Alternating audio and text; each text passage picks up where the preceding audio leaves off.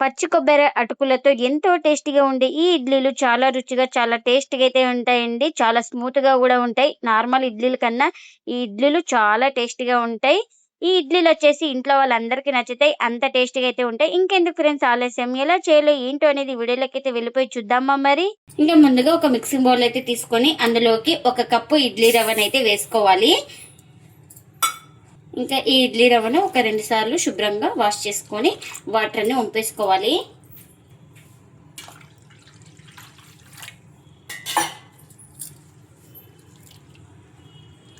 ఇలా 2 సార్లు శుభ్రంగా వాష్ చేసుకొని వాటర్ అన్ని వంపేసుకున్న తర్వాత ఇప్పుడు ఇందులో మునిగే వరకు మంచినీళ్ళు అయితే వేసుకోవాలి.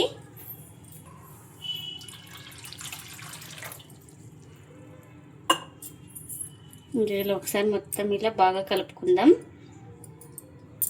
ఇంకా ప్లేట్ అయితే పెట్టుకొని ఒక 15 నిమిషాలు పక్కన పెట్టుకుంటే మనకు రవ్వ అనేది నానుతుంది.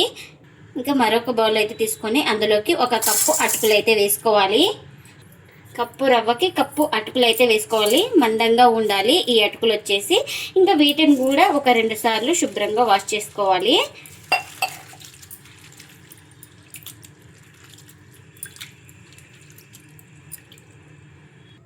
ఇంకా వాష్ చేసుకొని వాటర్ అన్ని వంపేసుకున్న తర్వాత ఇంకా ఇందులో కూడా మునిగే వరకు మంచి నీళ్ళు అయితే వేసుకోవాలి.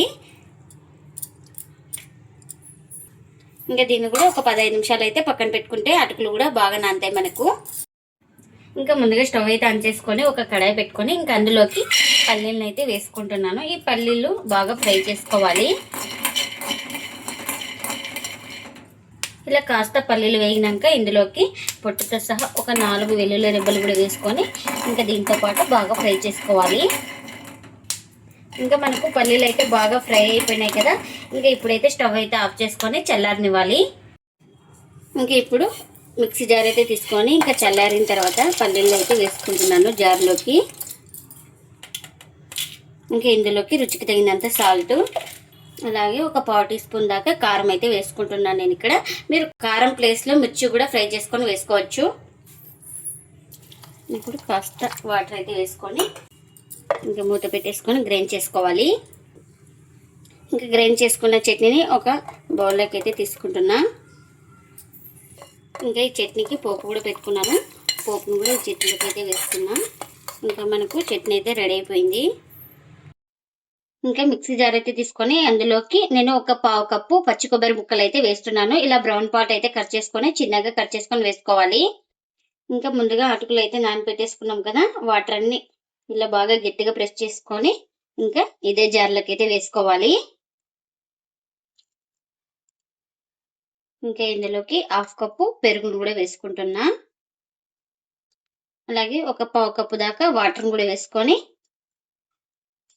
ఇంకా ఇప్పుడు మూత పెట్టుకొని స్మూత్గా గ్రైండ్ చేసుకోవాలి.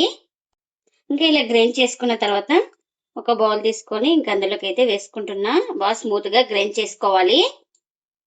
ఇంకా ఇప్పుడు ఇందులోకి ముందుగానే రవ్వనైతే నానబెట్టుకున్నాం కదా, ఇడ్లీ రవ్వని ఇంకా వాటర్ పిండేసుకొని ఇలా ఇందులోకి వేసుకోవాలి. బాగా ఇక్కడ వాటర్ లేకుండా బాగా గట్టిగా ప్రెస్ చేసుకుంటూ ఇంకా ఈ రవ్వనైతే ఇందులోకి అయితే వేసుకోవాలి. ఇంకా ఇప్పుడు ఇందులోకి రుచికి తగినంత సాల్ట్ని కూడా వేసుకుంటున్నా. ఇంకా ఈ సాల్ట్ కూడా వేసుకొని మొత్తం ఇలా బాగా ఇంకా నేను ఇక్కడ చేతితోటే బాగా ఇలా కలిపేస్తున్నాను. ఇంకా చేతితో కలిపితే అంతా బాగా కలిసిపోతుంది అనేసి ఇంకా చేతితోనే కలుపుతున్నా.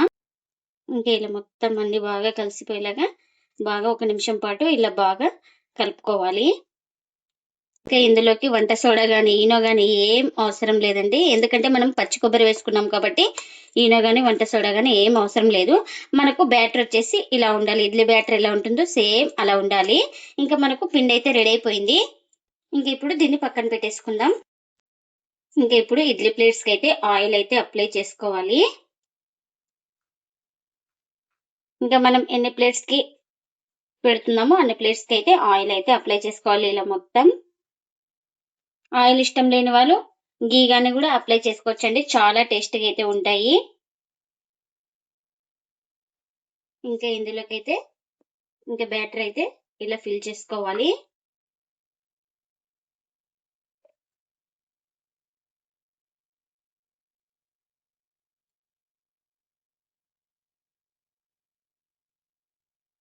కొంచెం ఇలా బ్యాటర్ పెట్టుకున్నాక ఇలా కాస్త ఇలా ప్రెస్ చేసుకోవాలి ఇలా. ఇంకా ఎన్ని ప్లేట్స్ అయితే అన్ని ఇలానే ఫిల్ చేసుకోవాలి.